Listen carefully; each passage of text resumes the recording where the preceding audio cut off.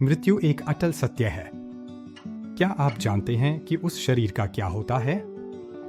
आइए जानते हैं हर देश और धर्म के अनुसार अंतिम संस्कार विधि। हिंदू धर्म में भारत, नेपाल और मॉरिशस जैसे देशों में दाह संस्कार मुख्य तरीका है। शरीर को स्नान कराकर सफेद कपड़ों में लपेटा जाता है, फिर चिता पर रखा जाता है और ज्येष्ठ पुत्र मुखाग्नि देता है। राख गंगा जैसी पवित्र नदी में प्रवाहित की जाती है और 13 दिनों तक शोक व पिंडदान होता है। ईसाई धर्म में अमेरिका, यूरोप और लैटिन अमेरिका में दफनाना या दाह संस्कार मुख्य तरीका है। शरीर को कफन में रखकर चर्च में अंतिम प्रार्थना होती है, फिर कब्रिस्तान में दफनाया जाता है। कब्र पर फूल चढ़ाए जाते हैं और एक क्रॉस लगाया जाता है जो विश्वास और आशा का प्रतीक है। इस्लाम धर्म में मुस्लिम देशों में दफनाना मुख्य तरीका है और यह कब्रिस्तान में होता है। शरीर को धोकर सफेद कपड़े कफन में लपेटा जाता है और जनाजा नमाज पढ़ी जाती है। शरीर को जमीन में दफनाया जाता है जिसका चेहरा मक्का की ओर होता है। एम्बामिंग या दाह संस्कार इस्लाम में वर्जित है। यहूदी धर्म में इजराइल और अमेरिका जैसे देशों में दफनाना मुख्य तरीका है जो यहूदी कब्रिस्तान में होता है। शरीर को बिना सजावट के सरल कफन में लपेटा जाता है, एम्बामिंग नहीं किया जाता और जल्दी दफनाया जाता है।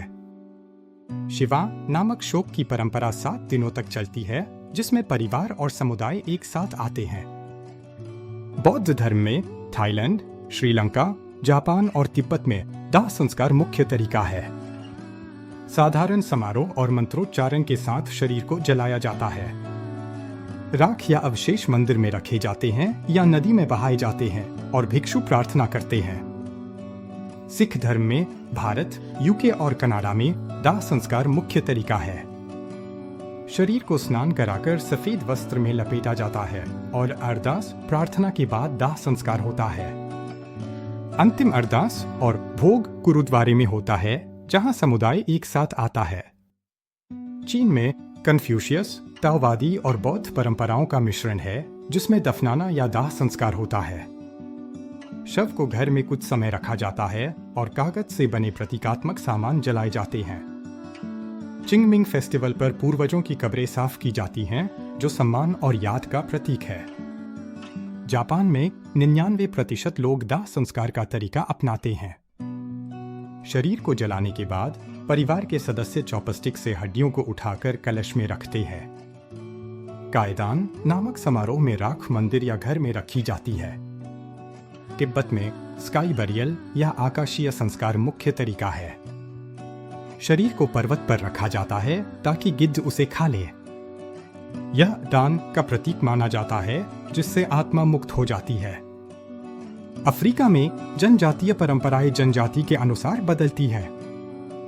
कुछ जगह दफनाने के बाद नृत्य और संगीत के साथ जीवन का उत्सव मनाया जाता है। कुछ अफ्रीकी समुदाय मृतक की आत्मा को मार्ग दिखाने के लिए विशेष ढोल बजाते हैं। दाह संस्कार से लेकर दफनाने तक अंतिम संस्कार की रस्में हानि के मानवीय अनुभव को दर्शाती है। जबकि परंपराएं भिन्न हो सकती हैं, अंतर्निहित उद्देश्य वही रहता है: याद करना, शोक मनाना और मृत्यु के सामने सांत्वना पाना।